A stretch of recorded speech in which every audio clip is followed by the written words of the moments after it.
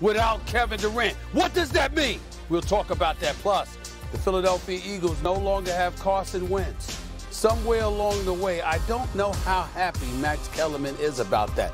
I think he actually loves that boy. He just don't want to admit it. All that and more coming up. First Takes in the house. Let's go. The Brooklyn Nets visit the Los Angeles Lakers. How does Kyrie versus LeBron sound to you? Penalty count to go. What a play. Kyrie Irving rattles one home. Harden with the three. Oh, LeBron. Who in the right mind is going to get in front of that? Harris, tough shot. Got it. Which is showing why he's one of the best shooters that we have on display. The Nets win their 5th consecutive game. I don't think, you don't look at too many games during the season when you have a measuring stick, but also when you do, you want to be full, and they weren't full as well. So you don't really know how to go about that. But, you can always find ways to get better no matter who's in the lineup. So we'll see them down the line again, and we look forward to it with a whole entire healthy Lakers team. That's what we really wanted. I know everybody wants that, and so I'm looking forward to the challenge and seeing them down the line. Brooklyn, stand up. You all see Kyrie, he even pulled the mask down because he had to make sure we all heard that message. Stephen A., Max, I'm Molly. Good morning, everybody. Good morning. Welcome Good morning. into Feel Good Friday here on First Take.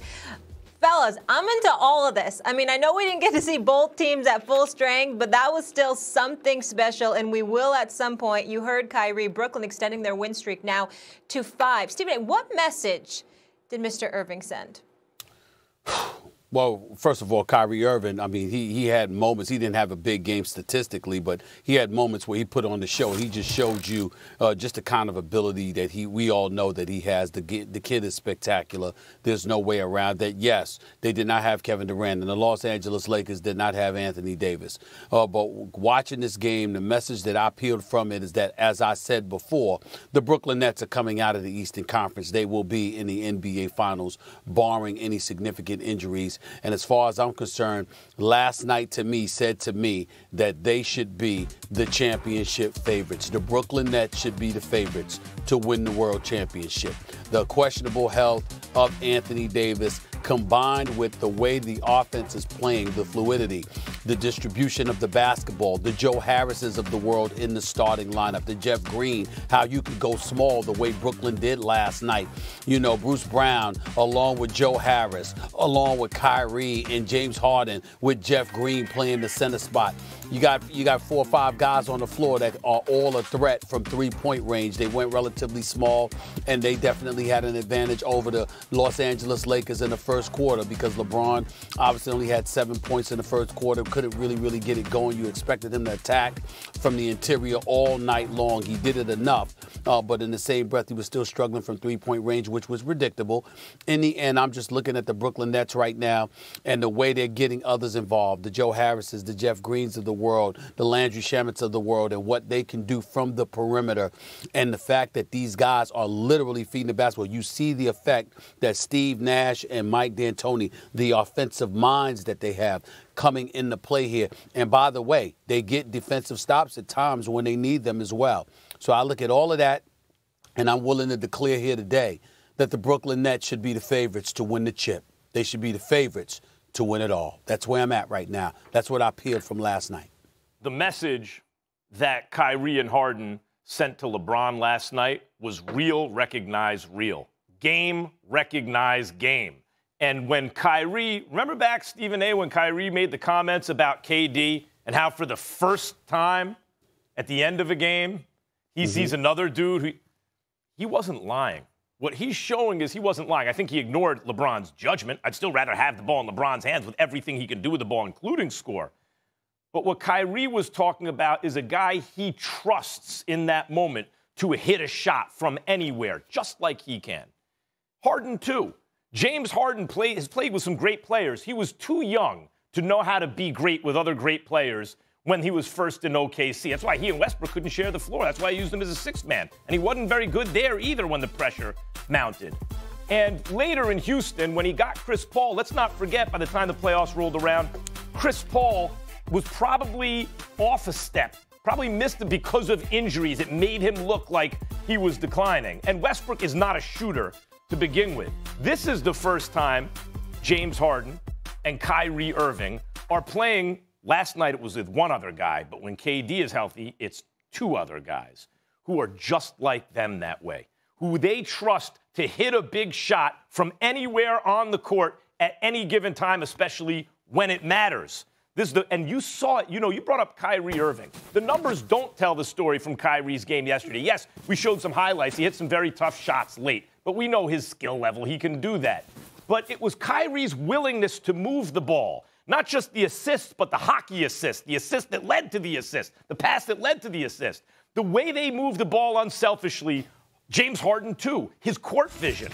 I knew James Harden could pass, but oh my God, the court vision he's shown since he's come to the Nets. It's the same sort of thing. These guys see game, recognize game. That dude's just like me. Can get his own shot at any time as well as anyone who ever lived, and can hit it from anywhere as well as anyone who ever lived. You went through the Nets roster, Stephen A. What about TLC in the corner, right? Their guys are wide open because of these players' gravity and their unselfish play. And the message they sent to LeBron, of course, is we're coming, but it's because game, recognized game. They're playing unselfish basketball. Well, I just disagree with you. I think that's engagement and hyperbole, and it's unnecessary because the fact of the matter is that LeBron James, who doesn't know that James Harden has game? Who doesn't know that Kyrie Irving has game? LeBron knows it because Kyrie helped to win the championship. So to me, that's nothing new. What's new to me is the players that are making a contribution. The level of unselfishness, Kyrie Irving and James Harden definitely needs to be given a lot of credit. And then we need to engage in a little history here. When James Harden was in Oklahoma City, although he was relatively young, you had people who believed that he was a better point guard than Russell Westbrook. Not a better overall talent because we didn't see the scoring machine that James Harden would ultimately become in Houston, but they actually thought that he was a better point guard, that he made better decisions at the point guard spot, even when he was young and in Oklahoma City coming off the bench for the Thunder. So we understand that James Harden, it's not a surprise that he has that court vision. It's not a surprise that he has those point guard skills. The surprise was what he became offensively once he arrived in Houston as the number one option. In the case of Kyrie Irving, the level of unselfishness has to be applauded, but also it comes down to what these brothers are doing. TLC's making shots. Joe Harris hit 6 or 7 threes last night. Landry Shamet, he hit 2 or 3 threes. They are threats from the perimeter. You can put the Brooklyn Nets can actually go 8 or 9 deep. It's not just about the big three. They can go 8 or 9 deep because you got guys that can shoot. And at all times, they can put one, in most situations, 2 guys on the floor that you have to guard to free up those shooters. Brooklyn's the favorite right now. They're the favorites right now. I don't think they're the favorite yet. They have to show that they can play defense. Although they've also showed you're going to have to outscore them. The Lakers are going to have to score 120, 130 points a game. There are teams in the NBA right now better than them because they play defense, including the Lakers and the Jazz. But what they did show is the Lakers are going to have to figure out where that 120, 130 is going to come from. Mm-hmm. But let me be very clear, Stephen A. The message they sent to LeBron is not we have game. Like LeBron knows that. It's that game recognized game. This is not the same old Kyrie. This is not the same old Harden we've seen in the past. We know Harden could play point guard, but a lot of times it was same thing with Kyrie. Dribble. When they can't find their own shot, they get it to a teammate. But that's because they've never played with another dude like them. And now they're playing with 2 others. And the question's not Durant. We know Durant's impossible. We know that. The question was, how are these 2 going to coexist in the same backcourt? And what they've shown is, because game recognized game, they are willing to do what it takes to play unselfishly, to sacrifice touches, to sacrifice shots, to give up responsibility because they trust their teammate in a way they never have. That's the message. Max, Kyrie looks the same as he looked in Cleveland. LeBron was handling the ball. Kyrie was off the ball. Kyrie was a scoring machine. Kyrie was a scoring machine, putting up buckets big time, but deferred to some degree to LeBron James and what LeBron James and Ty Lue wanted to do. Now, James Harden's a little bit different, but Kyrie Irving is doing what he did in Cleveland. He didn't do it in Boston, but he did do it in Cleveland when they won a chip. to an extent, because he was a young guy on the way up who'd never won before, and he was playing with a player who people are arguing is the greatest of all time. And even then, we're starting to talk about, is he rival after the win against the Warriors at Oracle in 2016, is he rivaling Michael Jordan? That's when Kyrie played with him as a young player. That's entirely different. Then since then, forcing his way out of town, not really being able to get along with others on the court in Boston because he played with good players but not great ones, and now showing up at this point and sharing a backcourt with Harden. That's a different story. You're wrong. The only difference between Kyrie and then is that Kyrie did it begrudgingly in Cleveland. Now he's happy because he's with a teammate he wants to team with in Kevin Durant and James Harden. He didn't want to be there with LeBron. He wants to be here in Brooklyn with Kyrie, with KD and Harden. That's the only difference. But the game is similar. All right, I'll wrap it up by saying this. The Nets are 10-1 currently against teams above 500. That's the best such record in the NBA, so they're certainly playing up to the competition. Fellas, let's get to the breaking news we had yesterday because we didn't really get to dive into it. It was towards the end of the show, and you know what that is. It was Carson Wentz. So here's the deal. The Eagles have agreed to trade him to the Colts for a 2021 third-round pick, a conditional 2022 second-round pick that could turn into a first. That according to Chris Mortensen and Adam Schefter. Max? I know you and Carson Wentz have a special relationship, so tell me this. Do you think the Eagles are the losers in this deal? I can't believe that's a question. Of course they're the winners here. Or they are certainly a winner here. The Eagles took a contract. Wait. I said, are the Eagles the losers? No, they're the winners. They're the winners. They're not the losers. They're the winners. Okay. They had a contract that looked immovable to me.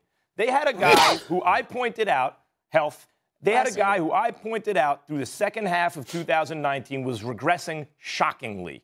And then we saw it continue in 2020.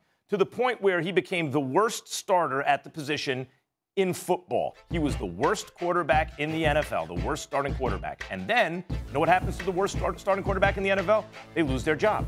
He was so bad, he was the worst starter, and then he wasn't a starter anymore. That's how bad he was. And they have that contract, his guy in his fifth year, who was so bad that he lost his job.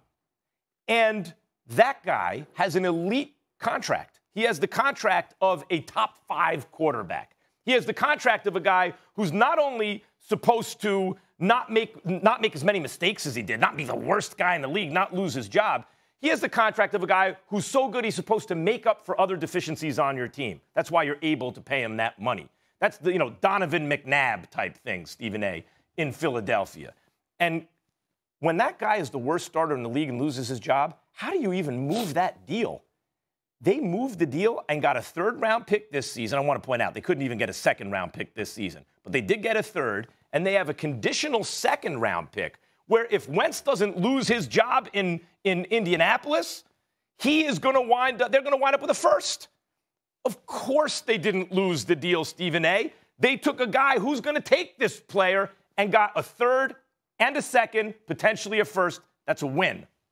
I think you're completely wrong about this on several fronts. Number one, we don't know how good the Philadelphia Eagles are going to be because Jalen Hurts only completed 52% of his passes, and we don't know what kind of quarterback he's going to be. He wasn't lights out. He was 1-3 as a starter. He certainly showed potential. He certainly had big plays. Obviously, he's got wheels. He can move without the ball. He can run the football, and as a result, he galvanized the troops to some degree. But in the end, we don't know what the hell the Philadelphia Eagles are going to be, which is something we'll get into later. But let's look at the Indianapolis Colts. They were a top 10 offense and a top 10 defense. They lose a quarterback in Phil Rivers that threw for over 4,000 yards, 24 touchdowns and 11 interceptions, but he was a relatively stationary target, very immobile. He wasn't a threat to run the football against anybody. Got rid of the ball relatively quickly. We'll give him credit for that. But basically, he was on the tail end of his career, which is proof because he just retired. Having said all of that, what do you have? You have a running game led by Jonathan Taylor, who's a 1,000-yard rusher. You've got guys like T.Y. Hilton and Pittman Jr. and others that are good receivers. You have an offensive line that is considered elite. Even in a down year based on injuries, they were still a top 7 offensive line in the game. And Carson Wentz is coming from a team where he was sacked 50 times, a team that surrendered 65 sacks. That is the Philadelphia Eagles, albeit to some degree it was his fault because he held on to the ball too damn long. But clearly, anybody will tell you that the Eagles' offensive line was highly suspect, which is something even you pointed out before. They gave up 65 sacks last year, 50 at the hands of Carson Wentz. And he is going to a team that surrendered 19 sacks the entire season. Season. And I think they were one of the top teams in terms of hits allowed on their quarterback because it was like 32 or less, something around that number. This offensive line led by that monster, Quentin Nelson. I mean, this is who they are. They protect. They run block. They pass protect. This is what they do.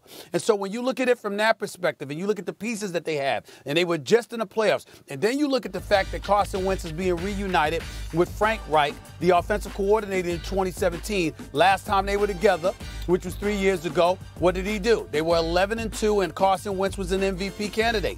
I look at all of those things, and I say the Indianapolis Colts won with this because I don't expect Carson Wentz to go there and stink up the joint because he'll have a better coach. He'll be in a better situation. He'll be surrounded by better players. Okay, and I think as a result, he will resurrect his career to some degree anyway. Answers. Yes or no answers. Let me ask you some questions. Is the Eagles' offensive line the Colts' offensive line? No. Does Frank coach the Eagles? Does he coach the Eagles? No, he coaches the Colts. Right. So, like, that's the situation. But, right, the Eagles don't have that stuff. So even if you're right, I agree that you could take a flyer on Carson Wentz if you're the Colts because you do have the, like, if Carson Wentz can't make it work in Indianapolis, he can't make it work. But they have a reclamation project on their hands. They have a coach who believes he knows how to do it because he's worked with him before when he was very good. As you mentioned, they have an offensive line anchored by one of the best guards on the offensive line I've ever seen in Quentin Nelson. There's like a force field around him when he plays. No one can come within 10 yards of him, apparently, is the rule. Like, he is unbelievable, and that line is very good. You mentioned the running game. You mentioned a lot of stuff. The Eagles don't have those things. The Eagles don't have them. So Carson Wentz doesn't work there. He may not work in Indianapolis, but as you point out, they have a shot. But he doesn't work in Philly. So what did the Eagles wind up getting for a guy who simply doesn't work there? And by the way, divided the locker room. You know, was talking to the press, or certainly whether or not he was leaking. I find it hard to believe he wasn't when it would come out. Carson Wentz will demand a trade. He has no interest in being a backup. He'll want to trade if he's a backup the day that Hurts is starting for the first time in the NFL. That kind of undermining influence in the locker room, in addition to a situation that doesn't work given the team, means the Eagles got to get rid of him. They got to get out from under that deal, right? So the fact that they were able to do it is one thing. The fact that if it works for the Colts, as you suggest it could, or that maybe even that is likely, the Eagles are going to get a third and a first? Oh, my God. I thought they were going to have to give up stuff to move that contract. Why would they get a first? Why would they get a first? Because it's a conditional second. The condition is, remember when we were joking about this yesterday, what are the conditions? The condition is, I think, 70 or 75% of the snaps. In other words, if Carson Wentz stays healthy and keeps the starting job, that second turns into a first. Mm-hmm. And even if it doesn't, a third and a second? So, Stephen A., even if they don't draft a quarterback, if they say, let's give Hurts a look for a year without a quarterback competition, maybe we'll just bring in a veteran starter to compete with Jalen Hurts, they still have draft capital to draft a quarterback next year if they want. Yeah, but what you're doing is making the case that the Eagles are justified in letting go of Carson Wentz. Nobody's disagreeing with that. But when the question is being asked, are the Eagles losers in a Wentz trade, I'm comparing them to the benefit that the Colts get from it. And if the Colts get a starting quarterback who shines and leads them to the playoffs and potentially Super Bowl contention because they're one of the top teams in the AFC, then I consider that a win. Even though the Eagles were absolutely right in getting rid of Wentz because they don't have the personnel that the Indianapolis Colts have, it still doesn't negate the fact that the Colts ended up better off because they're going to be a better team. They're going to look better. They're going to be in a postseason, and they're going to have a quarterback who's aged 28 and moving forward because they got the right coach in place to coach him and the right organization led by Chris Ballard to oversee him. I think that's where you're answering the question. Yep, you're betting on Wentz, and that's possible. I'm betting on the Colts. I'm betting on the Colts. Well, except that Wentz really does have, like, Reich and DeFilippo reportedly thought they needed to build him back up from the ground up. Yeah. So if they can Doesn't do that, mean they're better off than the Colts. If they can't, they're better off with Phillip Rivers. There's an important note. There's an important note I want to mention before we close out here. The Eagles are now on the hook for $33 million. That's the biggest dead cap hit after trading a quarterback in NFL history. Yeah. I will leave you with that. We will discuss this a little bit later. Ryan Clark will join us. Wentz will no longer be in Philly. Max spending all the cash. So do the Eagles have the worst QB situation in the NFC East? We'll look at it. Plus, Giannis and the Bucks, yeah, they've been riding the struggle bus. You tour each Wednesday in February. We're checking in with a different school. Next Wednesday, the final stop will be Jackson State. JSU head coach, my guy, Deion Sanders. You look good, you feel good, you feel good, you play good, you play good. You know what it is. Tune in next Wednesday right here. First Take. Meanwhile, many looked to Philly with a side eye when they drafted Jalen Hurts in the second round last year after breaking the bank to pay Carson Wentz. Now it might not seem so foolish. On that note, we're bringing Super Bowl champ Ryan Clark. RC, top of the morning to you. You know the drill. What's up, Molly? I will get to you last after the fellas. Hey, happy Friday to you. Hope you have a wonderful weekend here. Max, you're up. This is your specialty. Do the Eagles have the worst quarterback situation in the NFC East? Because there's a lot of fluidity there in that division. Not anymore. I mean, if Carson Wentz was still on the team, yeah, because for some reason they were attached to this guy. Maybe it was that awful contract. But he was undermining Jalen Hurts day of starts. He was fracturing the locker room. He was the worst starting quarterback in football all of last year until he was so bad he was no longer a starter. That's what happens to the last guy. He's a backup and causing a problem, but they're out of that now. And we'll see what we have with Jalen Hurts and whether they draft someone or sign someone, bring in someone to compete. We'll see, but I don't think you can call it the worst anymore. We know that if Dak Prescott's back with the Cowboys, that's the best.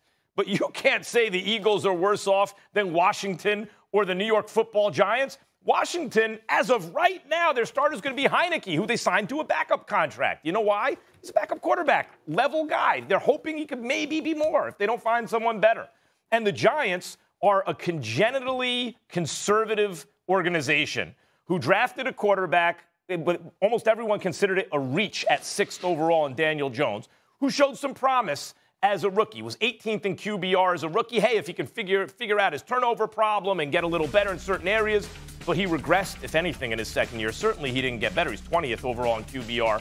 And generally, things were down. His completion percentage barely nudged up. Far fewer touchdowns, more interceptions, a much worse touchdown-interception ratio. And generally just didn't show, year 2 is supposed to be the development year. He certainly did not show that. And yet the Giants, if you ask around the league, they ain't planning on moving on from Daniel Jones. That's their guy. So the fact that they are that way and they're kind of reflexively conservative about this. We're going to stick with Daniel Jones. Think of how long it took him to get rid of Eli after it was clear that he was cooked. Means the Giants could have a worse quarterback situation if Jones continues to do what he's doing, which is not show growth. Washington could also have a worse quarterback situation. I don't look at Heineke or Jones and say, those guys are going to be better than Hurts. I don't know, but I do know that Philadelphia is out of the woods with the Carson Wentz situation, and that automatically means that they don't automatically have the worst QB situation in the NFC East. I think they do. First of all, they only got one quarterback, and it's a guy that only completed 52% of his passes. I like Jalen Hurts. I like the potential, but we don't know if he's ready yet. That's number one. Number two, we don't know about their coach and what he's going to bring to the table as well. Doug Peterson is no longer there, and they've got a rookie head coach, so we'll see what he does. Number three, I look at a situation when I think about the rest of the NFC. I like Taylor Heineke. I know I only saw him one game, but you throw for 306 yards in a playoff game against Tampa's defense, led by Todd Bowles and those boys. I'm going to have respect for you, and I'm not going to be a prisoner of the moment per se, but I did see potential. I did see moxie, and as far as I'm concerned, if you're dealing with tougher circumstances, although people get back and they watch film and they study you a little bit better and you don't catch them by surprise, that still was a tough situation for him to be in and for him to show up and play the way that he played, albeit for one game. Hell, that was more than Dwayne Haskins did in 2 years in the nation's capital. So I'm looking at it from that perspective. I'm also looking at the return of Alex Smith potentially, and I'm saying, excuse me, you've got some veteran leadership and you've got stability there with Ron Rivera as your coach. Dallas is Dallas, we understand that, but Dak Prescott is expected to come back, and Andy Dalton was a starter in the NFL for years in Cincinnati before he ended up in Dallas. So that's not a god-awful situation if they fix some of the parts around them. You look at the New York Giants with Daniel Jones, not impressed. I get all of that. But Saquon Barkley wasn't there.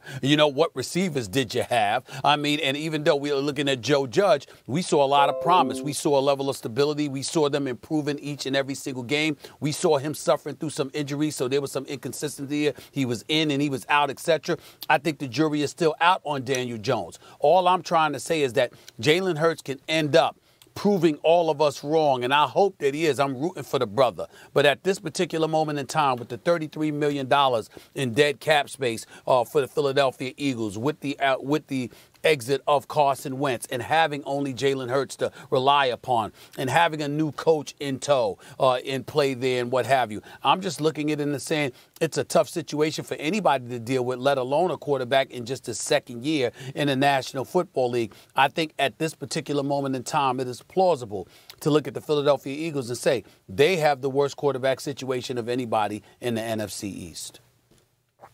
No, they do not. Because sometimes you need people to leave you, Stephen A. There are times we are tied to people and those people keep dragging us down. Those people are anchors that are sinking our ships. And that's what Carson Wentz was. And so now, yeah, it's only one dude in the room. It's a better dude than they had before Carson Wentz left. And now you do have an opportunity, if you're Sirianni, to say, okay, I'm going to evaluate Jalen Hurts, who I believe is a good NFL starter. I don't think he's a great NFL starter, but I believe he's a good NFL starter. I believe he is better than Taylor Heineke. I believe that he is better than Daniel Jones. And so if you have that situation, you say we can go out and add some veteran backup leadership in this locker room and add a veteran to the quarterback room. And if we look in the draft and say Trey Lance falls to us and we just absolutely love him, or Justin Fields and we just absolutely love him, then you take him. If not, you take a player at 6 that makes this team better and you move forward with Jalen Hurts. You're speaking about Taylor Heineke and what he did against the Tampa Bay Buccaneers in one game before there was film on him. It was impressive, right? He played hard. There was moxie. But think about the first 2.5 games for Jalen Hurts. That was playing the New Orleans Saints, who had an excellent defense. You go to Arizona and you go toe-to-toe with Kyler Murray. And for the first half of the Dallas Cowboy games, he played extremely well. And so I think right now the Philadelphia Eagles are in a better position from just their quarterback room, from the guy they have right now that's going to start, than 2 of the other teams in the division. Obviously, if Dak Prescott's the starting quarterback of the Dallas Cowboys, they are in the best position. But for the Philadelphia Eagles to be rid of Carson Wentz, to not have that particular quarterback controversy or that particular quarterback competition, that puts the Philadelphia Eagles in a better place as far as the locker room is concerned. And I believe that Jalen Hurts is a good enough starter to put you ahead of the Washington football team and the New York Giants. Well, I want to be very, very clear. I'm not saying that Carson Wentz's exit is a bad thing for the Philadelphia Eagles. I'm not saying they're worse off.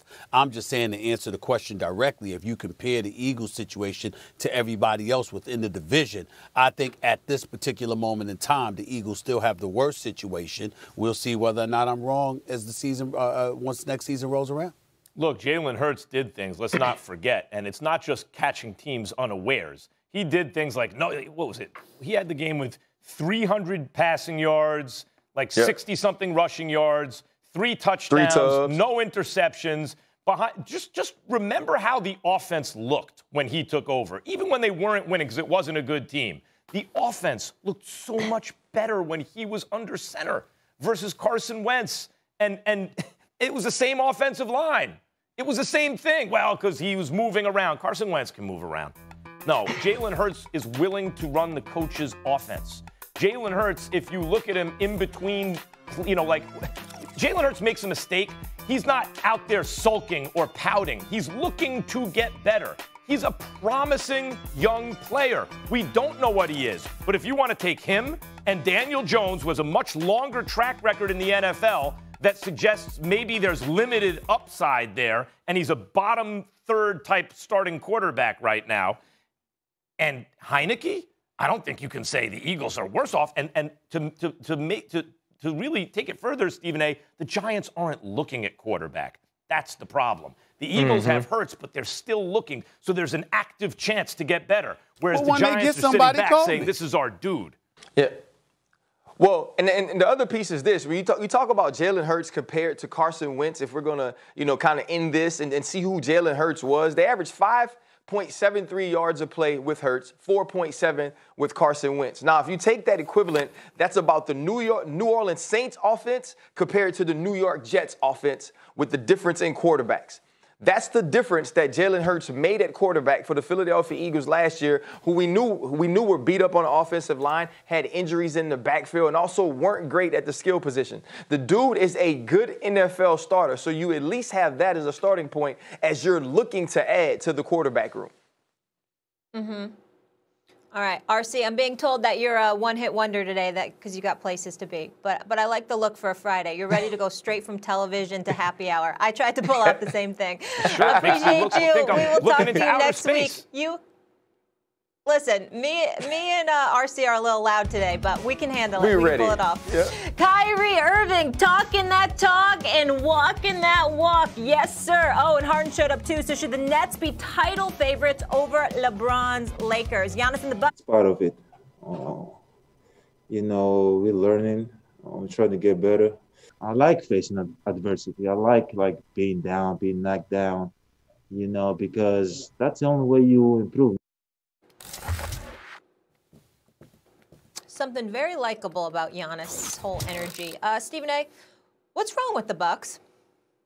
Well, right now their defense is ranked like 20th in the National Basketball Association. We're not accustomed to seeing a Mike Budenholzer team struggle defensively. And clearly injury to Drew Holiday doesn't help matters because obviously he's an elite defender in this game. We understand that. The flip side to it is that if you're the Milwaukee Bucks, you opened your mouth and messed up, and as a result, nixed the deal that would have landed you Bogdanovich, and that was a huge, huge loss for them because if he were on this team with Drew Holiday, I think we'd be speaking a little bit differently about Milwaukee right now, but he's not. You still have Drew Holiday, you've got Giannis, you've got Chris Middleton, and the rest of the crew, and you've lost 5 straight, you're middle of the pack, and I think that and I don't expect that things will continue to go this way, Max. I'm not trying to say that, nor am I trying to endorse what I'm about to acknowledge, and that is this. I think Mike Budenholzer, the coach, could be in trouble. At some point in time, here's the reality of the situation. Mike Budenholzer, coach of the year in Atlanta, coach of the year in Milwaukee. I think he's an exceptional coach personally. He clearly knows what he's doing. But in the end, come postseason time, what do you have to show for it? And at the end of the day, when you've got Giannis Antetokounmpo and you just signed him to this exorbitant deal, and you've got Chris Middleton in tow, and you've got Drew Holiday in tow and what have you, there are expectations. You went to the Eastern Conference Finals against Toronto a couple of years ago. You were up 2-0. Wet the bed, lost 4 straight. Last year in the bubble, you got blitzed by a Miami squad in 5 games. Now you're struggling again. At some point in time, people are going to look at Giannis Antetokounmpo, and they're going to sit up there and say, you got the Greek freak here. What the hell are you going to do with it? We're not just interested in getting to the regular season and going home. We want to really, really make a championship push, and questions are going to be asked whether or not Mike Budenholzer is that guy. I want to emphasize, I'm not one of those people. I believe in the man. I like him a lot. I think he's an exceptional coach, etc. But you do have a bunch of people clamoring for opportunities to coach a talent like Giannis Antetokounmpo. It's the world of professional sports. And when you've had opportunity after opportunity after opportunity to get it done, and not only do you come up short, but you seem to be regressing. You lose in the conference finals one year. You lose in the semifinals the next. Now you're sitting there and we're talking about Brooklyn and Philadelphia, and we're not even talking about you. If that trend continues, if you're the Milwaukee Bucks, you spent all the money you can spend. Now it gets to a point where we got to look in another direction because we're supposed to have the personnel that's suited for better than this. And that means you're going to look at the direction of the coach. I want to talk about Budenholzer because in Atlanta they won 60 games, but Stephen A., they didn't have a superstar on that team. So they flamed out in the playoffs, probably worse than they ought to have flamed out. But we understand playoffs. They got swept by LeBron. They got swept by LeBron. And it's superstar time. You don't have a guy like that. But he has a guy like that in Milwaukee. He doesn't really have a second banana good enough. I keep saying the dominant big needs a guy who's not a big, who's just as good as him. Shaq needed Kobe and a prime D. Wade. Even Penny wasn't good enough. Kareem needed Oscar Robertson and Magic Johnson. Got no championships without them. Giannis needs a guy like that. I don't know if Drew Holiday is that kind of player, but he's an excellent player, and the losing streak coincides with his absence because of COVID protocol, right? So that's the short answer. Drew Holiday is not there.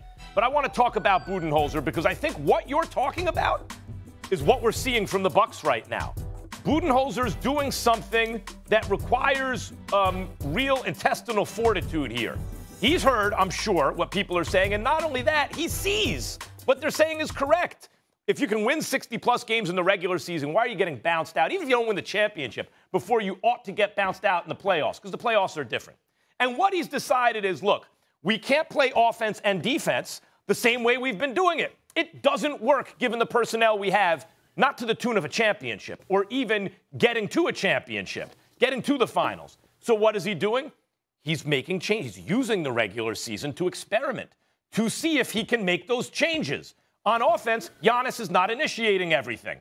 So that takes some getting used to, particularly when Drew Holiday is not there. On defense, they're trying to learn how to switch. They're not funneling everything to Giannis and Brook Lopez, and that takes time to learn. If you watch the Bucks, you see a lack of urgency in terms of the way they play. And I was thinking about this a lot, like of all the teams who should be playing with urgency, this team has flamed out in the playoffs a couple years in a row now. Why? And it's not exactly a lack of urgency. It's that they're in a learning phase. They're in an experimental learning phase on both sides of the ball, on offense and on defense. They're trying to figure out, can we be effective switching, not funneling everything to our bigs? And can we run a championship caliber offense when Giannis isn't the guy doing all of the initiating on offense? So all the stuff that comes easy to them, reflect, quickly to them, that's muscle memory to them because they've been doing it, that's not there as much. And what's there in place is, hey, let's try this, let's try that, let's see what works. I think that's what's happening. Budenholzer's doing what you're saying. He's trying to figure it out in the playoffs. He's using the regular season to do it. Well, I appreciate your explanation. My response is no one's going to give a damn when all is said and done. This is a man that is a two-time coach of the year. He was one coach of the year in 2014, 2015, winning 60 games in Atlanta. 2018, 2019, he won 60 games in Milwaukee. He's won 71% of his games in Milwaukee over the last 3 years. He's won 58% of his games in his career. He's taken his team to the playoffs 6 times in 8 years. All of those things are recognized as after serving for 2 decades as an assistant to the great Greg Popovich. We know that Mike Budenholzer can coach. We understand that he's an exceptional coach, and I think Milwaukee knows that, and Milwaukee's happy to have him. I'm just saying that when you're a small market team, at least to some degree, and you went out and you've spent this money on a superstar talent like Giannis Antetokounmpo, and you've put pieces around him that you believe should have you in title contention, if you continue to come up short, and you're going in the wrong direction, meaning that you're going to the conference finals one year and then you don't make it the next couple of years, etc. Somebody's going to look at the coach because they have no choice. Yeah. Because there's nowhere else to look. And that's he's trying to do something about it, but it better work, Max. That's what I'm saying. It better work. So what's really wrong with Giannis and the Bucks is they don't have Bradley Beal on that team. They did as well as they thought they could do. They didn't get Chris Paul. They got Drew Holiday, who's a very good player. But I told you that before. You didn't want to listen. I told you that before. You didn't want to listen. You was calling Giannis the best player in the world, and then he went from 3 to number 5 in 4, or number 1 to number 5 in 4 days. I told you the brother needed another shooter. You didn't want to listen. You said he's enough. And I said needs someone else as good as them if they're a big. From you didn't want to listen. Winning 5 straight by double digits to losing 5 straight. All right. All I know is Doc Rivers and the Sixers are doing their thing. Voted as starters: Luka, Steph, the Joker, Kawhi, Kyrie, Bradley Beal, Giannis, and Joel Embiid.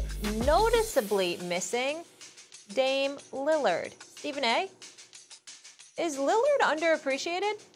I don't think there's any question that he's underappreciated, because when we talk about players, we don't just talk about numbers. We talk about when they deliver those numbers. That's the key that gets lost here in the shuffle. If you look at Steph Curry's numbers, for example, they're a little bit better than Damian Lillard. Damian Lillard is averaging nearly 30, 29.7 points a game, 7.7 assists, think like 5 rebounds or whatever. Steph Curry's averaging 30. all right, with 6.5 assists. He's shooting better from the field. Of course, he's shooting better from three-point range because he's the best shooter ever known to man. This is who Steph Curry is, and we understand that. So I would side with my man White Mike Wilbon when he says instead of one of them starting in the backcourt, why not both of them? You know what? I look at it and I say to myself, excuse me, I don't think a guy like a Luka Doncic needs to be starting ahead of a Damian Lillard or anything like that. But here's the thing that I really, really want to get into. Damian Lillard is a closer. You remember that movie Glenn Ross with Alec Baldwin, Max, when he stole the show in the first 10 minutes of the movie? Always be closing. ABC. That is what Damian Lillard does. The Chicago Bulls know it. The New Orleans Pelicans know it. Everybody, Golden State Warriors know it. I mean, everybody knows it, okay? I mean, Paul George, and when he was with Oklahoma City, they knew it. Patrick Beverley, when he was in Houston, they know it. They said since 2012, nobody has hit more game-winning shots, more clutch shots. Not even Steph Curry. Nobody. Not LeBron James, not Steph Curry, not James Harden. Nobody has hit more clutch shots, more game-winning shots than Damian Lillard. And by the way, the brother signed his 6-year extension for $250 million. Largest contract in NBA history. And nobody blinked. You know why? Because we know why. It's because of this right here. It's because it's Dame time. That's what I'm talking about here. When you sit up there and think about it, even with Steph Curry, think about this. Steph Curry is the greatest shooter God ever created, as far as I'm concerned.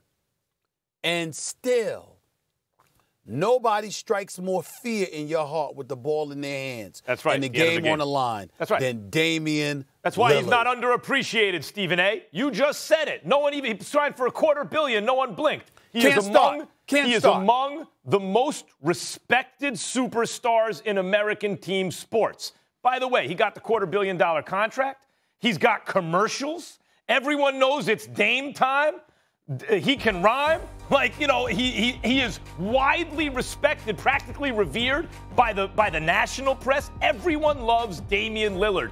He is the example of what you want from a franchise player. That's not being underappreciated. Now, should he have been starting on this all-star team? Yep, he should have been starting. Over Doncic. Should have been him and Steph Curry in the backcourt.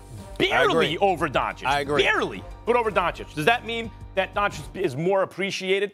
Maybe. But Doncic is, global. Damian Lillard plays in an inaccessible market where the games are on very late for a team that usually doesn't make deep playoff runs.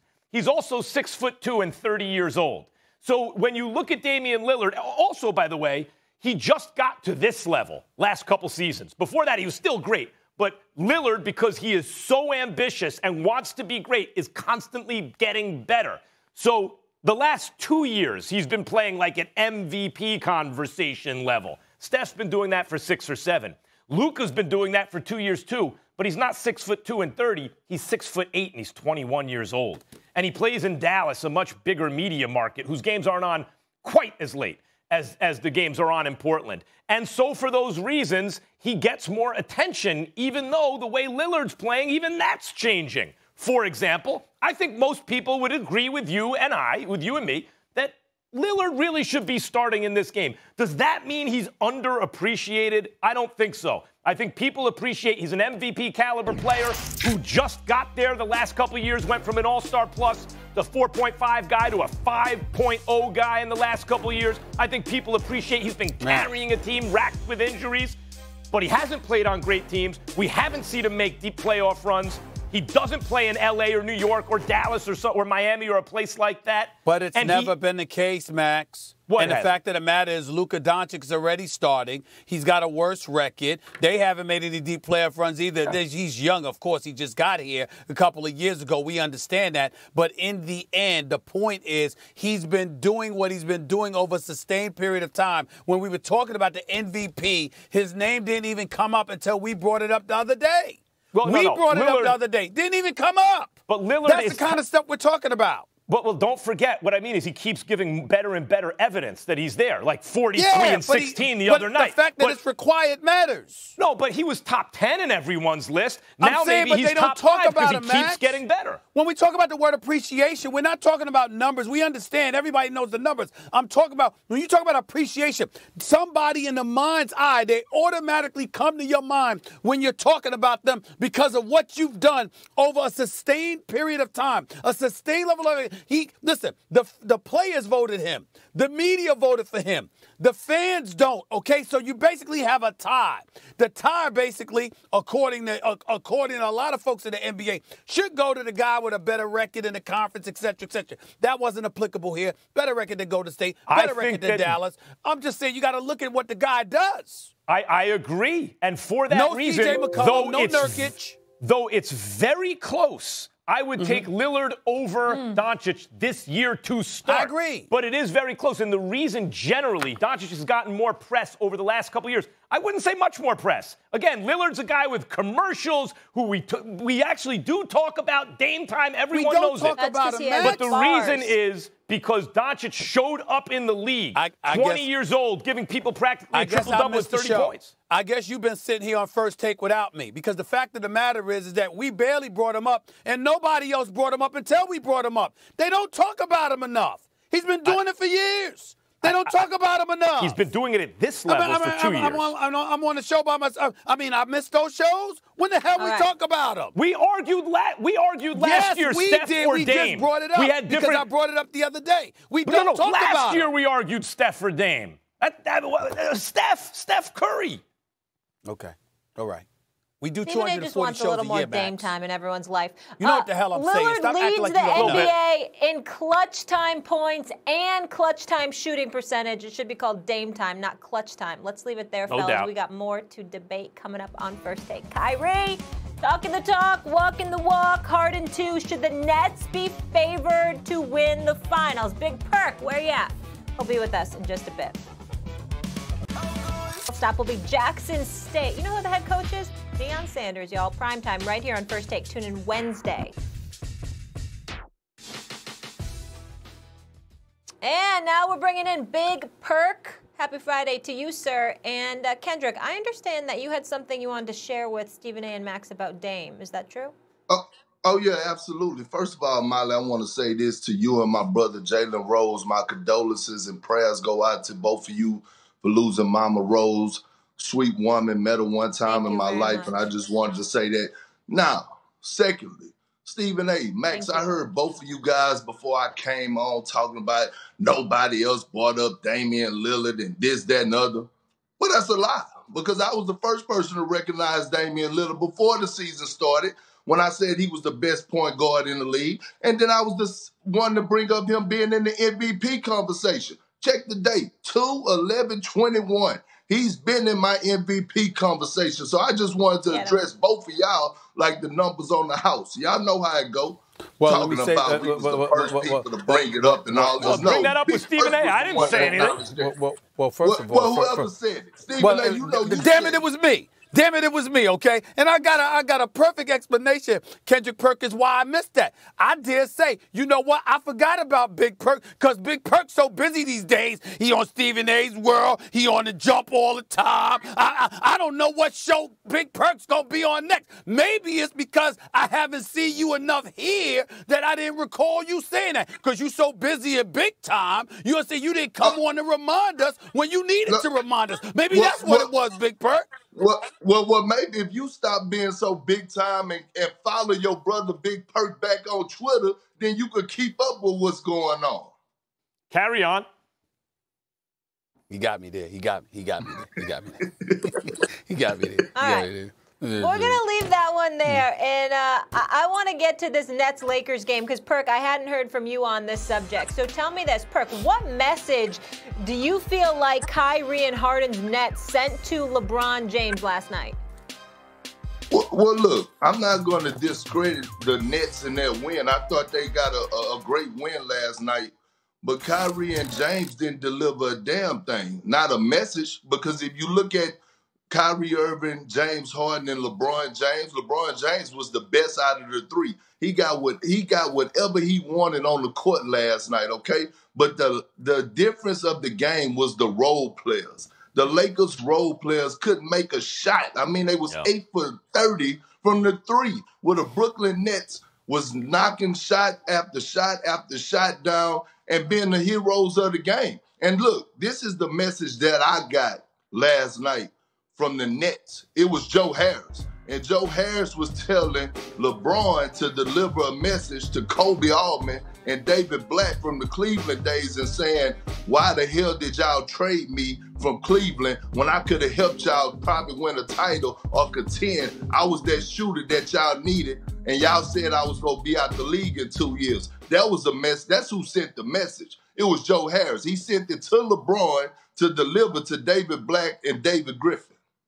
That's a good point. I can't disagree with that, but I still talk about Kyrie and James Harden sending a message in terms of their selflessness. I don't think we can minimize that, Big Perk, because if you're going on the court and you're unselfish enough to make sure that you get those other cats involved and you show them it ain't just about the big three. It's not just about me and me if I'm Harden and Kyrie and KD. It's not just about us. It's about TLC. It's about Joe Harris. It's about a Jeff Green. It's about a Landry Shamet. It's about those guys as well. And you're distributing the basketball in a fashion that was reminiscent of what we saw from Steve Nash when he was a point guard in Phoenix under Mike D'Antoni. I think that when you're doing those kind of things, that's the kind of stuff that lends itself towards this team being successful, because we recognize it's not about ego-driven. It's about the bottom line. They're on a mission to win the championship. They're not on a mission to lead the league in scoring. They're not on a mission to show the world how great they are.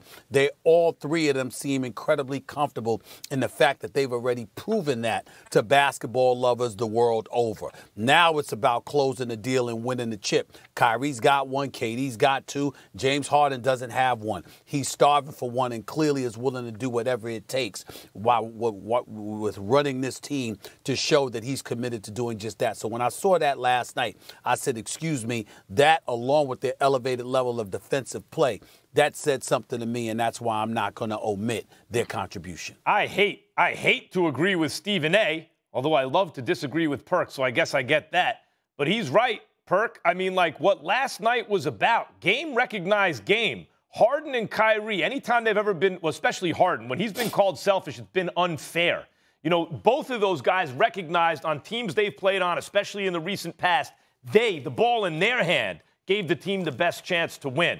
But in each other, and how are they going to share one ball in that backcourt? That was the whole key. And in each other, what they see is, oh, that's another dude on my level. Not just like Westbrook obviously is great, but he's not going to score from anywhere. He's not going to shoot like these two can. These two guys played unselfish basketball. Kyrie, he missed a bunch of threes, right? But Kyrie hit some tough shots down the stretch. But more than that, they're moving the ball. The reason the role players are having success is because Kyrie and James Harden are unselfishly moving the ball. And, of course, because we have to pay attention to those guys, role players are wide open. I mean, obviously, Joe Harris can shoot. TLC's killing you from the corner because these guys are willing to not just make the assist as the clock is running out, but the hockey assist to make the pass that leads to the assist. Both of those guys, what they shown, the message they sent LeBron was, we are willing to do what it takes to be great. Not just put up numbers, but to try to win a championship. That's the message. Yeah, and listen, I'm not disagreeing with that, right? Because I'm a strong believer, as being a former champion, that you have to get your role players involved because they help you win playoff series. And also, when you get your role players involved offensively, then they actually want to play defense. That's why the Brooklyn Nets defense has taken a tremendous leap. But I'm going to say this, I have yet to see it with the big three on the court. Yes, we're seeing it with James Harden and Kyrie Irving on the court, but what happens when Kevin Durant get back in the mix? We don't see that same type of ball movement. So until I see that once the big three is back together and the ball is skipping and hopping, then I will. You worry about KD's influence? Hold it. Whoa. KP, Big Perk. I mean, you have just, I mean, I'm almost like Fred Sanford about to have a heart attack here. You are a man that is a full, you are more, watch your mouth, be respectful. Here's the deal. I'm coming to join you. As playing with KD, you trying to tell me that you worried about ball movement once KD comes back? No, I'm not. I'm telling you, with the sample size that we saw, that we have seen with the big three, they have not been moving the ball when they've been together. So when you look at their numbers and you look at their shot attempts, along with the role players with the big three when they have played together, it has not been the same ball movement. I'm not saying that they are not capable of doing it, and I'm also not saying that Kevin Durant is not a guy that is unselfishly willing to give up the ball. He is, right? He's a guy that could have 30 points on 16 shots because he's just that damn good. I'm telling you, in this small sample size, that we haven't witnessed it yet. I'm not saying that it's not going to happen, and I'm going to say this. James Harden needs to get a lot of credit because he's the one that has set the tone for this Brooklyn Nets team for his ball movement and making the other guys around them better and unselfishly willing to get Joe Harris and Jeff Green and everybody else involved. So I'm not saying it can't happen. I just said we haven't seen it happen in this small sample size, Stephen A. There's no doubt that Harden has been spectacular in exactly the way you're describing. He's been great from day one. He rolled out of bed, fat and out of shape, showed up in Brooklyn and gave him 30-point triple-doubles in wins. He's been spectacular, and he's made the whole thing work. But the thing about it is the role players on the Nets, we knew that Joe Harris could shoot the lights out already. We already knew that about Joe Harris. We knew, for example, Jeff Green was probably never really the wing player we thought he could be. But you play him at the 4? Boy, he could do a lot there. We knew that they had some pieces that could work. We know that Kevin Durant, when he gets back, they get rolling. This would be the greatest offense ever. But to make it all work, Kyrie and Harden had to get along. They had to share a backcourt productively. And by the way, when Kyrie was first reintroduced to the team, they had to figure it out a little bit. It looks like they have. And the reason they have is because the attitude of both guys. They are willing to be great. They put their egos aside in the short term. Who's going to get this? Who's going to get that? And they're working to be great. And that was the whole question. Could those two figure it out? The answer looks very good right now. It looks very good, but we also got to take into consideration one of the other reasons it looks very good. It ain't just because of them. It's because of those other players that we mentioned. And these are guys that can make shots. Jeff Green can make shots. Joe Harris definitely can make shots. Landry Shamet can make shots. And so when you've got guys that can shoot from the perimeter, the Brooklyn Nets started out the game going small. They started out the game going small. You had Jeff Green at center. You had 5 guys on the floor who could all shoot threes. You couldn't leave anybody open. Now check this out. Now, not only that, then you juxtapose that to the Los Angeles Lakers. What do you have there? You got a guy in Kentavious Caldwell-Pope who I like, and I'm wishing nothing but the best for. His 7-game stretch right now has been god-awful. He hasn't scored in double digits once in the last 7 games. And by the way, KCP, you sat up there and you literally have shot 4 for 21 from three-point range in the last 7 games. 4 for 21. That ain't going to cut it. So LeBron James and those boys need help. Kyrie, James Harden, and Kevin Durant arguably wouldn't need that much help, but are getting it from other people, but it's whereas not coincidental. LeBron needs the help and ain't getting it. But it's not coincidental. They're getting the help because of the gravity of all 3 of those players, because they can all shoot earlier, from Max. anywhere. That's what you said earlier. That's what I said earlier. We heard you earlier. Right, so it's not coincidence when you're saying they're getting the help from. If you put KCP those on the other guys Nets, to he wouldn't step be up. in a shooting slump right now. If you're LeBron and the Lakers, if you're anybody that's going against Brooklyn, you've got to be able to make shots. Well, I can't say this real quick about KCP. When it matters the most, and he proved this to us last year in the bubble, he did elevate his game. And sometimes when you're a champion and you're on the championship team, you do get bored with the process and you do have those lapses. I would have loved to see Dennis Schroeder last night too, by the way. Yeah, that's right. You're right. All right. We'll leave it there. Big Perk, thank you so much. You tell him, check the tweets. That's the moral of the story today. We'll keep moving here. Back to the NFL. You have a fabulous weekend. down there. The big news came down yesterday. Adam Schefter, Chris Mortensen reporting that the Eagles have traded Carson Wentz to the Colts for a third-round draft pick and a second-round pick in 2022. That could turn into a first round if Wentz plays at least 75% of the Colts' offensive snaps. The trade will not be officially processed until the new NFL year beginning on March 17th. On that note, we bring in our friend, two-time Super Bowl champ, Rob Ninkovich. Rob, we'll get to you in just a minute, but we're going to start with Mr. Kellerman because we know this is his pet topic here. Are the Eagles the losers, Max, in the Wentz trade? No, I don't know why anyone would think they are. Carson Wentz had what I thought was an immovable contract. The guy was paid like a top 5 player in the league, and those guys, by the way, in his 5th season, not a second-year player, who, by the way, was once at MVP caliber. It was a long time ago, sliding, till he was the dead last worst starting quarterback in football in 2020, to the point where, you know what happens to the worst starter? They're not a starter anymore. He was yanked. He wasn't a starter anymore. So a top 5 paid, supposed to be elite quarterback who's the dead last worst starter and then not even a starter has a huge contract. How are you going to get rid of him? Well, because he's a good locker room guy. No, he wasn't. He was leaking to the press, or at least it was being leaked to the press, the day Jalen Hurts made his first start as a pro for the Eagles. If Carson Wentz, he has no interest in being a backup. If he's not starting, he wants a trade. Really, Sherlock? Carson Wentz doesn't want to be a backup? Who does who's a starter? Of course not.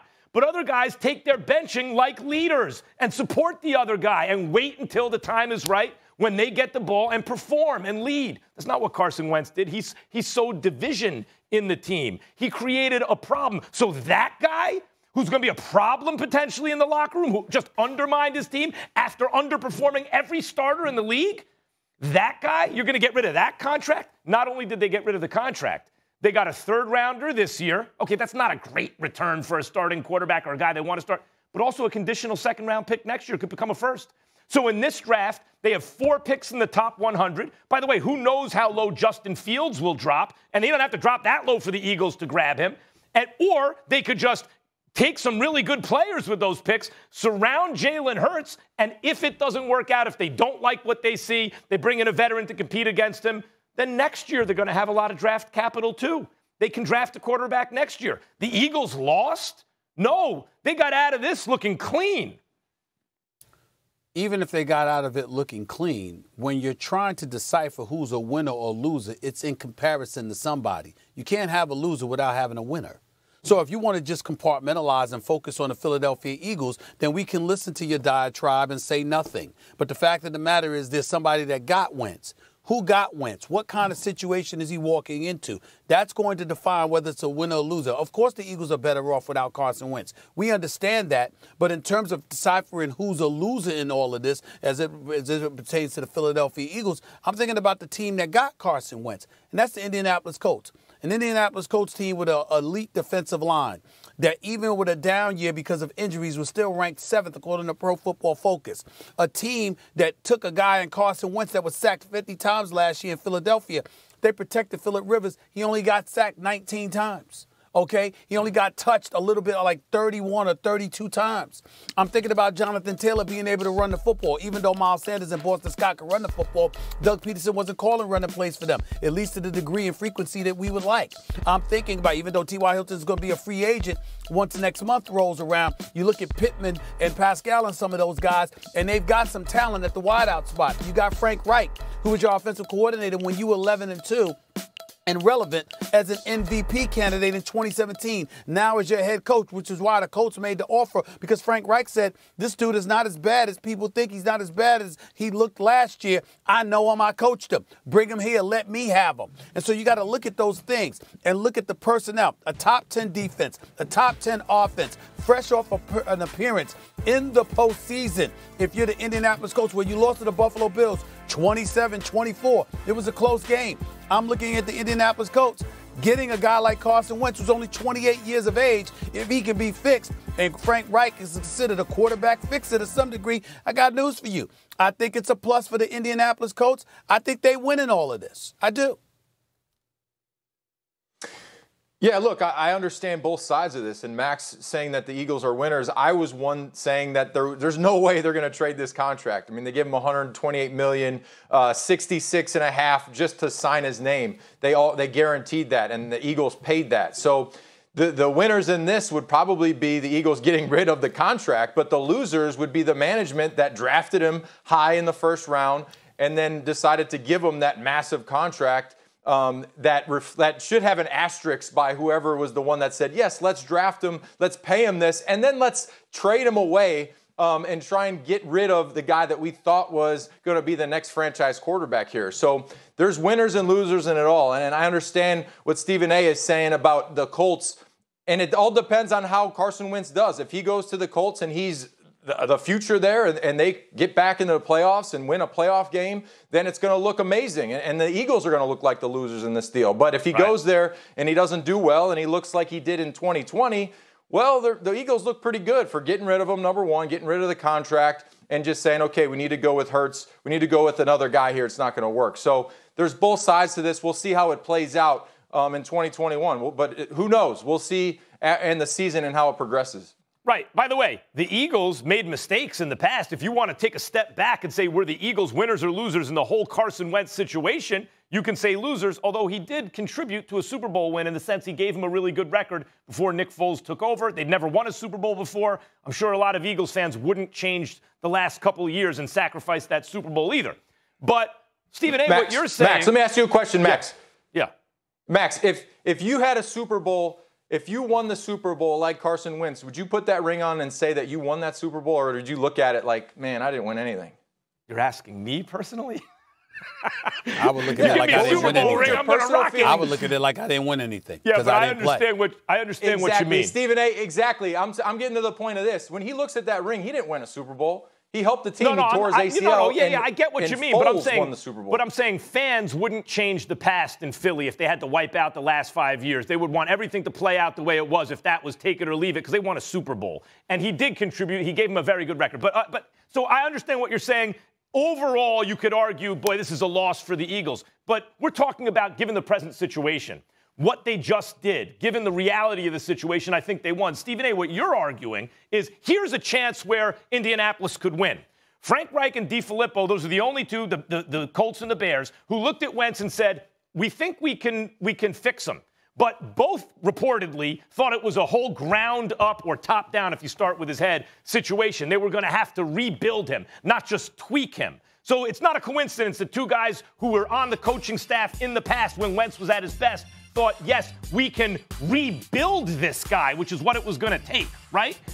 That's one. Two, if Wentz goes there and Reich is correct and he can rebuild them, and Wentz then has success, and Wentz, who's been injury-prone in his career, stays healthy, then you'll be right, Stephen A. A lot of things have to happen between now and then for you to say the Colts won, the Eagles lost. As of right now, the Eagles just moved an immovable contract off their books and got draft compensation for it. A second and a third right now could wind up being a second and a first. Well, I'm not caught up on the draft picks. I'm thinking about the $33 million in dead cap space combined with a pick that may or may not end up being a first rounder. I think a lot of these teams overblow the value of these picks from time to time. If you can sit up there and trade a number 2 overall pick, why should we be so enamored with the fact that you got a second round pick or a third round pick? That's just how I view it. I'm not saying it's completely meaningless, but I don't overblow it to the degree that some NFL folks do personally. And I think Rob is absolutely right when you talk about the Eagles front office, but it ain't the ownership, because as you said and you pointed out on many occasions, Max, you still got to spend the money. So with Jeffrey Lurie, even though you got the $33 million in dead cap space, it's really up to the GM to maneuver his way around that. It's not like more additional dollars are coming out of the pocket of Jeffrey Lurie. It's just that the numbers that's coming out of his pocket, you got to figure out a way to do the right things with it if you're Howie Roseman. Now we get to the Carson Wentz situation, and let me tell you this, and Rob will verify this. Pretty easily he'll do so. Max Kellerman, if Carson Wentz had won the Super Bowl instead of Nick Foles, this city wouldn't have been so vicious towards him, even with a down year like this year. Make no mistake about it. He didn't win that ring, and he knows it. So when he came out and he came to the rescue last year and got them to the playoffs despite all of those injuries, it was definitely an accomplishment, but you still came up short because you didn't win the chip. The level of cachet that Carson Wentz would have had he not gotten hurt when he went 11-2 before going down with Frank Reich as his offensive coordinator and Doug Peterson as his head coach. If he had gone on to win the Super Bowl without Nick Foles ever needing to come in, it would have been a totally different mindset in Philadelphia about Carson Wentz, despite how awful last season was. But the fact of the matter is, being injury-prone combined with being ineffective and inefficient once you are healthy is a death knell. And that's what happened. I think Philly fans stuck with him too long, to tell you the truth, too. I was surprised with how Carson Wentz was not good at the end of 2019. They didn't stick with him too long. That's what I'm saying. They didn't stick with him too long. I'm saying the narrative in 2019 that he brought them to the playoffs, he played poorly in the second half of 2019. They got lucky. He was playing the worst division ever and not performing very well. He was turning the ball over on third down in the fourth quarter consistently. Alshon Jeffrey was out. Nelson Aguilar was out. Deshaun Jackson was out at the time. Well, he was playing terrible teams. I'll say this. It's not just the number. If you want to take the big picture, then I agree with you guys. It's a fiasco for the Eagles. If you want to back up Stephen A., it's not just that they used the second overall pick. They used enormous draft capital to trade up to the second overall pick to take Wentz. Of course, in the big picture. And then why do you give him the contract and then draft a quarterback in the second round, turn around within the same year? It's ridiculous. Yes, but given what they were dealing with right now, they did great. Let me get one more topic in here. All right, let me get one more thing in here while we got Rob before we got to say goodbye on a Friday. So the Eagles likely, guys, to turn to Jalen Hurts, obviously, as their quarterback. Though they also intend to bring in competition for him. Division winners Washington football team re-signed Taylor Heineke, but also seem to be looking for a QB. Danny Dimes expected to be under center for the Giants, and the Cowboys expect to get Dak Prescott back from injury next season.